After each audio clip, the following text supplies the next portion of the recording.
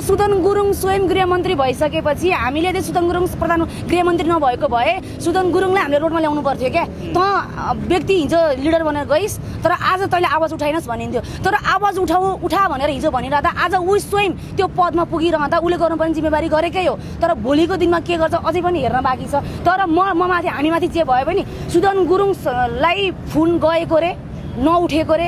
नउठेपछि सुदन गुरुङ अभिव्यक्ति के दिनुभएको थियो भने अब म सबैको नेता हो तिमीहरूको मात्र होइन भन्नुभयो अरे होइन। यो कुरा बाहिर निस्केको त छैन, उहाँको भित्री कलको कुरा हो। फेरि किन बाहिर भनिस् भन्नु होला, बबन्डर मचाइदिनु होला। उहाँले भन्नुभएको अभिव्यक्ति चाहिँ अब म तिमीहरूको मात्र होइन म सबैको भन्नुभयो। आई एम सरी सुदन गुरुङजी, हजुर होस् या जोसुकै होस्, हामीलाई पावरको फोर्स लाउनु छैन, हामीलाई हाम्रो पावर देखाउनु छैन हो। यही प्रविधिलाई रोक्नको लागि लक्ष्मी देवी जस्तो मान्छेको जन्म भयो क्या। एक कलको भरमा हामीलाई छुटाइदिए भन्नको लागि आफ्नो गृहमन्त्री बनाउँछन् नि त। यही प्रविधिको अन्त्य गर्न हाम्रो जन्म भयो भने हामी किन कल गर्ने सुदन गुरुङलाई? सुदन गुरुङले अहिले जसरी काम गरिराखेका छन्, हाई प्रोफाइल बनिएका पूर्व प्रधानमन्त्री, गृहमन्त्री, सिडिओ जस्ता एकदम उच्च पदस्थ व्यक्तिहरूलाई समात्नु अहिले तपाईँहरूको समर्थन छ होइन उहाँलाई? अब हो, सुरुवात उहाँको इन्ट्री एकदम राम्रो छ, तर भोलिको दिनमा के गर्नुहुन्छ भन्ने कुरामा चाहिँ डिपेन्ड पर्छ। अझै पनि हेर्न बाँकी नै छ क्या हामीले उहाँलाई। अझ उहाँलाई हेर्न बाँकी छ। भोलिको दिनमा के गर्नुहुन्छ अहिले समातियो त्यो त राम्रै छ। तर जसरी मैले भनिरहँदाखेरि चाहिँ हाम्रो पुलिस प्रशासनमा हामीलाई जेलमा लगिरहँदा अर्को पछिलाई लगेन क्या सर। यो सुरुवात हो नि त। यो सुरुवातमा एउटा हामीले एउटा उदाहरण दिएको हो क्या सर। वास्तवमा सरकार कहाँसम्म ठुला ठुला भाइरल भएको काण्डलाई ठुला ठुला जनताले ओहो सुदन गुरुङले मान्छे समातेछ, सुदन गुरुङले केपी ओलीलाई समातेछ, त्यो मात्र के हुन्छ? सुदन गुरुङको जिम्मेवारी हो, त्यो मात्र सुदन गुरुङको दायित्व हो। हामी भुइँ मान्छे हो, माने मैले सुदन गुरुङ धेरै महान मान्छे, धेरै ठुलो मान्छे, धेरै पदको मान्छे, हामीले मान्नुपर्छ। हामी झिङ्गा नै हो, तर झिङ्गालाई पनि समस्या पर्यो क्या। हामी जनता रोडमै छौँ, तर हामीलाई फोनको भरमा हामीलाई पावर चाहिएको होइन, हामी त्यो चाहिँदैन। तर हामीलाई समातिरहँदा, हामीलाई जेलमा रहिरहँदा हामी माथि नुन प्रहार गर्ने खोइ, हामी माथि टाउको भुताल्ने खोइ, हामीलाई त्यो 4-5 जना गुन्डाहरू, त्यो गुन्डेहरू आएर हामीलाई आक्रमण गरे, त्यो गुन्डेहरू जेलमा खोइ।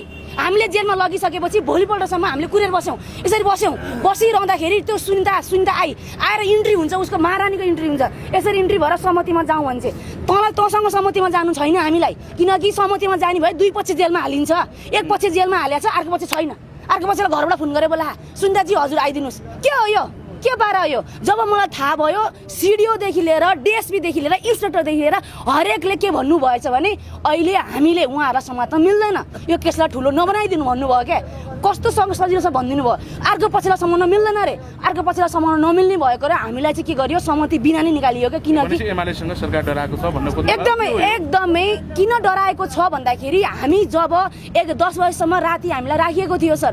10 बजीसम्म राखिरहँदाखेरि जब हामीलाई निकाल्ने कुरा भयो नि, निकाल्ने कुरा हुँदाखेरि पुलिस प्रशासनले के भन्यो भने असुरक्षाको कारणले गर्दा निकाल्न मिलेन भन्यो त्यो रात। किनकि हाम्रा साथीभाइले देखिरहेका छन् एमालेको गुन्डाहरूले डिएसपीदेखि लिएर हरेक व्यक्तिहरूलाई हुन त यो पदाधिकारी व्यक्तिलाई दोष दिन पनि मिल्दैन, उहाँहरू कब्जामा हुँदो रहेछ है। मैले थाहा पाएँ सर।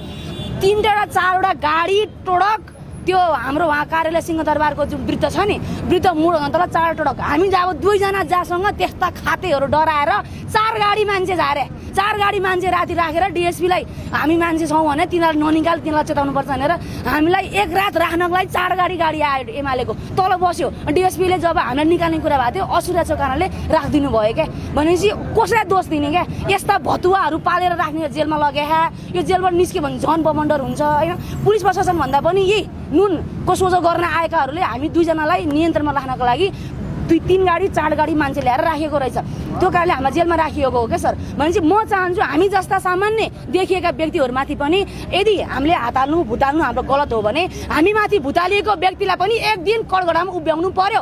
यदि होइन भने एमाले सरकारसँग अझै पनि यो सरकार डराएको छ र यो केसलाई हामी यतिकै छोडिनेवाला चाहिँ छैनौँ। हामी यसलाई जबसम्म समात्दैन, जसले हाम्रो हातमा कपालमा भुतालेको थियो, जसले हामीलाई पन्च हानेको थियो, नुसन दलेको थियो, त्यो व्यक्तिलाई चाहिँ कठघडामा उभ्याउनै पर्यो हाम्रो माग छ।